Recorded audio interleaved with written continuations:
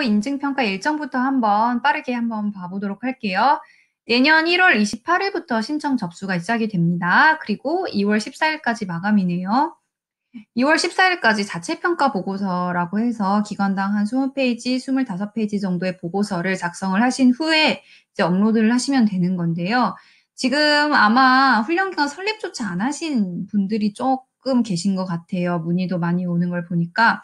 이런 분들께서는 인테리어하고 그리고 학원 인가, 훈련기간 인가를 최소 1월 중순까지는 좀 받으시는 게 좋을 것 같아요. 그래야지 조금 기간 넉넉하게 우리가 준비를 하니까 그 부분을 생각을 하셔가지고 좀 일정을 타이트하게 정말 빠르게 좀 진행을 해주셨으면 하는 점 그거 좀 말씀을 드리고 싶습니다.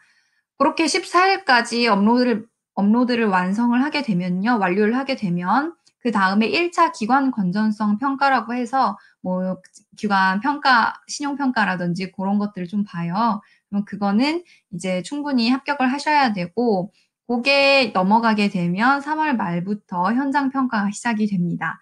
이 현장 평가에서는 어떤 것을 보느냐? 자체 평가 보고서에서 서술에서 냈던 내용을 기반으로 거기에 있는 내용이 진짜로 학원에서 이루어지고 있는지를 보는 거예요. 그래서 보고서 내용하고 대조를 하면서 이제 증빙 자료를 체크를 할 건데요. 보고서에서는 온갖 뭐도 하고 휘황찬란하게 써 놓았어도 막상 현장 평가 때 증빙 자료가 없으면 점수로 인정되지 않는다는 점, 그거 꼭 좀 기억을 하시고 준비를 잘 해주셨으면 좋겠습니다. 이렇게 되면 6월 중순에는 결과가 최종적으로 발표가 되고 제 생각엔 7월 말, 8월 정도에는 국비 개설이 가능하리라 보여지는데요. 또 한 가지 정말 중요하게 짚고 넘어가셔야 되는 부분은 이 인증평가 시즌에 통합심사도 함께 진행돼요, 여러분. 그래서 지금 방금도 제가 통화를 했는데 이번 하반기에 인증평가 통과했는데 통합심사도 같이 넣어야 되는지 모르고 이걸 진행을 안 하신 거예요. 그래서 국비 개설도 못 하시고 내년에 다시 하시려고 지금 준비하시는 분이 계시거든요. 그러니까 그런 시행착오 겪지 않으시도록 돌아가지 않으시도록 꼭 이때 통합심사도 챙겨주시면 되겠습니다. 자, 올해 가장 크게 바뀌는 부분은 뭐니 뭐니 해도 횟수겠죠. 횟수. 기존에는 상반기, 하반기 연 2회였어요. 그런데 지금은 연 1회 상반기 한 번으로 바뀌고요. 그래서 우리 신규 기간 지금 진입하시는 분들은 내년에 정말 열심히 준비하셔서 한 번에 붙으셔야 됩니다. 이게 떨어졌을 때 너무 기회비용이 너무나 커요, 이제. 그러니까 정말 철저하게 준비를 해주셨으면 좋겠고요. 그 다음으로 크게 바뀌는 부분은 평가 항목에서 추가된 것들이 있어요.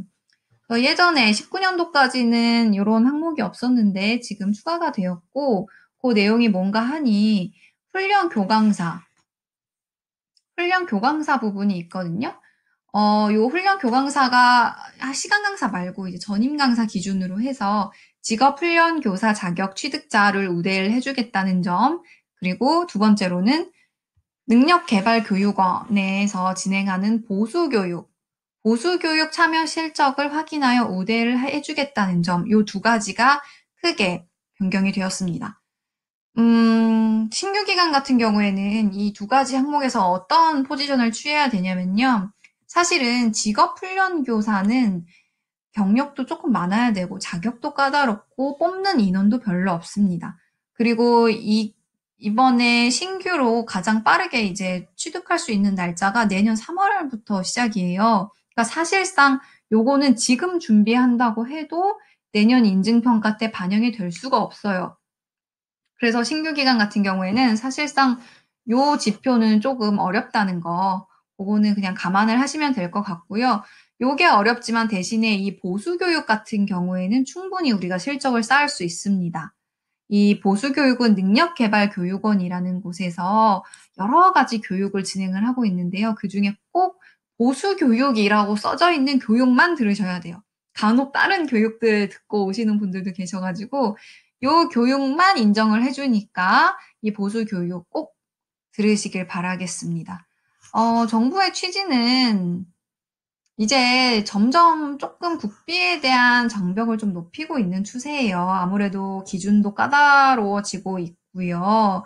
그리고 뭔가 예전에는 조금 다 통과하기도 쉽고 약간 그렇게 준비하기도 쉽고 요런 부분이 있었다면 이제는 매년 매년 쪼끔씩 그 지표적인 부분, 취업률적인 부분이 사실상 쪼끔 어려워지고 있어요. 그래서 이번에도 훈련 강사의 질, 그러니까 강사 관리 제대로 안 하고 뭐 학원 관리 제대로 안 하는 기관은 국비 시장에 진입하도록 요런 의도가 쪼끔 엿보입니다. 그래서 우리의 대응, 우리가 어떻게 해야 되느냐. 아까 말씀드렸다시피 이번 변경된 사항은 꼭 좀 신경을 써서 챙겨 주셨으면 좋겠어요. 그래서 이 보수교육 같은 경우에는 1년에 한 6회? 그러니까 2개월에 한 번씩 정도는 좀 챙겨 주시고, 그리고 신규 기간 같은 경우에는 지금 한 현장 평가 때까지 3개월, 4개월 정도 남았으니까 요때는 한 달에 한 번 정도는 가셔서 최소 3회 보수교육 참여 실적은 만들어 놓으시는 게 좋을 것 같습니다.